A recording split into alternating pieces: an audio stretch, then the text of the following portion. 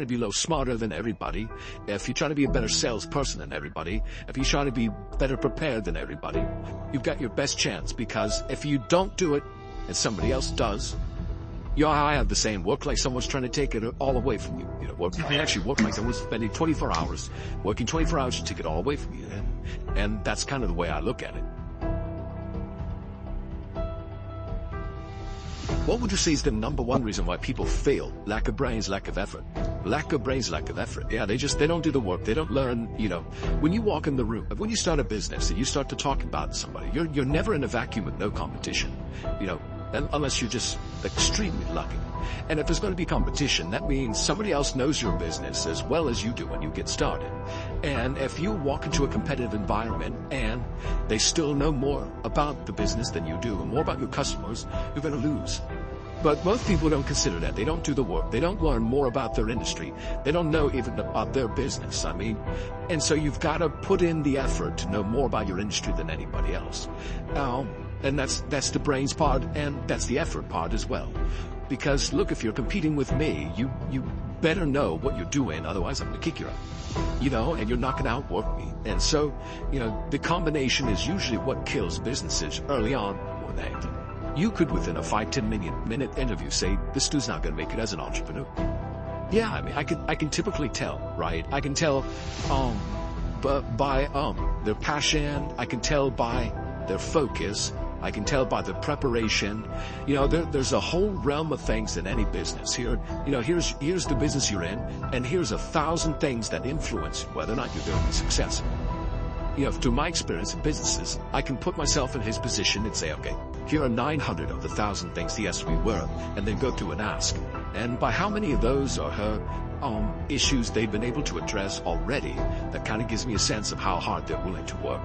And I can tell by the questions they ask me. So all I have to do is say, okay, what do you want to know? And, when they start saying, what should I do? They ask you, and that's fine, right? And I want them to ask questions, but, people like to say, the only stupid questions are the ones you don't ask themselves, right? Because the questions you ask tell whoever more about you than anything else you do. Because, in particular, it tells me about your preparation. If you ask me questions about just basic things that you should have known and you should have down to a science, that's going to disqualify you almost more than anything. If you're not always learning, to this minute, if I'm not continuously learning, if I'm not just absorbing as much as I can absorb, someone else is going to kick my ass, right? So you're talking about paranoia. The greatest source of your paranoia should be knowledge. If someone else knows more than you do, and if you're not learning, if you don't know how to learn, if you don't have a thirst for learning and acquiring information, you're SOL. Do you think there needs to be a healthy level of Oh, absolutely. There needs to. Oh, yeah. I always say, for every one of my businesses, I said, what would I do to kick my own ass? You're right. So whatever business you have, there's somebody trying to put you out of business. There's somebody trying to take a bite out of your business. And it's better for you to figure out how they're going to do it rather than they do it. And so, yeah, that's being paranoid. And so you have to be paranoid. You have to anticipate other people's next moves. And you can't ever, downplay the competition. I was at a business plan competition this morning at a college, and they were kind of being dismissive of the competition. And so you can't ever do that. They're out there trying to take you down, and they're not just going to sit still. And if you're good, really, really good, you're going to inspire them to work even harder, faster, better. And so you have to be, very self-aware of what you're good at and what other people are good at. And, a healthy dose of paranoia makes a big difference. It's very helpful. Let's transition to a different subject with college. You went to IU. Yep, right. Now, you got a lot of people that say, forget about school. They're all out of school, they're idiots. So you think they're idiot. Tell me why.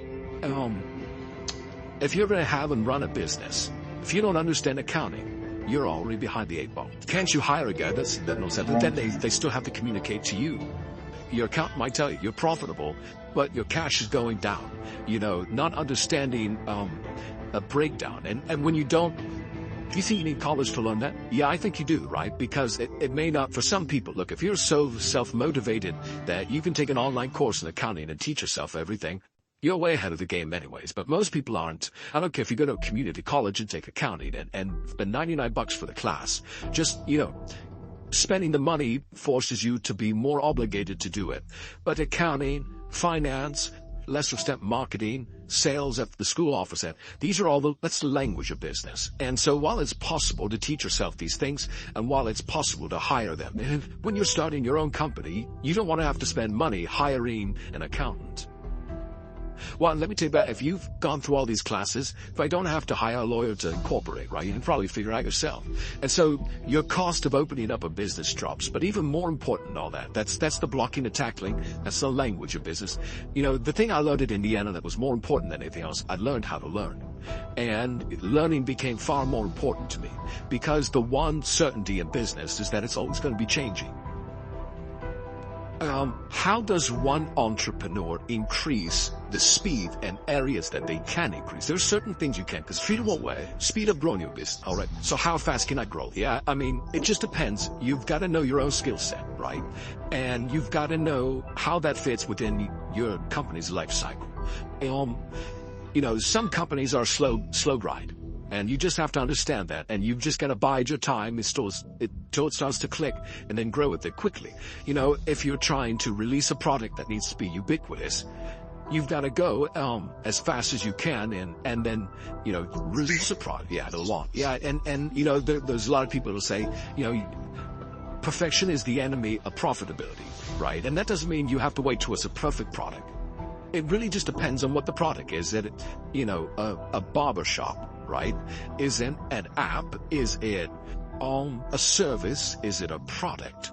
But the key is looking for the low-hanging fruit. What customers are willing to write you a check or commit to it, so that they're willing to integrate it into their daily lives or integrate it into their daily business. And so getting a commitment either through time or revenue is typically what I look for. And so if I can get a commitment, then I'm going to be able to learn. I'm going to see how they use it. Do they sustain usage? And then once I get the next one, hopefully it came a little bit faster than the first one. Then I can ask for referrals, and then the next one, and I just try to ramp it up. When I bought the Mavs, we had no season ticket holder base. And so literally it was a matter of just putting a list of former season ticket holders and a white pages back then, on my desk next to my phone, and making phone calls to you. Yeah, me. Yeah, because if I'm not going to do it, I'll find someone else to do it, right? For just get on the phone. Hey, the Smart Cuno, I'm the new owner of the Dallas Mavericks. I'd like to invite you back more again. It's not though. This is my business. We can't get regular sales gets or something make plus Cosmos to get to a quarter. You're a guy that's $1 billion. You're making those that, but that's all, and that's fine and good, right? Because everybody's got their own goals, right? But still, I didn't want anybody at the Mavs to be able to say, well, he's not willing to do the work, right? There's, if I walk around, I'm picking up all the papers. I'm not saying go get that picked up. I'm like, okay, that's trash. I'm picking it up. But in terms of speed of growth, it's really, you got to get that first customer first. And then when you get that first, what did you learn? Reiterate, get that next customer. And then hopefully as you learn more and more through the process, then the next one becomes by faster. Now, alluded to it earlier about entrepreneurs being born or built, and I think I knew I was wired to be excited about business. How or why, I don't know, but, and there's certain guys that have the genetics to jump out of the gym, right? Certain guys, that, when they golf, they have the muscle memory and the discipline. Dirk Nowitzki may not be the most talented guy in the NBA, but his discipline and his focus to do what's necessary to be successful, he's willing to do, and combine it with being 7 feet tall and being skilled, it makes him an amazing basketball player. So it's understanding what your skill set is, finding the right place to use those skills, and then going for it. Will that make you $250,000? It depends if you pick the right industry. I started my first business when I was 12. I was buying and selling baseball cards, buying and selling stamps. Anything I could do to make money, I was hustling and trying to do. So I was in the business, but I not so much where it was all my friends were into it with me, so they wouldn't know. Baseball cards. Yeah, baseball cards, you name it. I grew up in Pittsburgh, and so I would, probably even less than 12 years old, I would go up, buy a bunch of baseball cards I collected, and I would package. I would say, okay, you're guaranteed to have a Pittsburgh Pirate in this package. And I would charge 3 times as much, and I'd set up on this park bench down in the park down in Scott Township where I grew up, and I'd have these little sales. And it was great. I made money, and Alvita was, and I learned as much about business when I was 9, 10, and 12 as I learned any other time.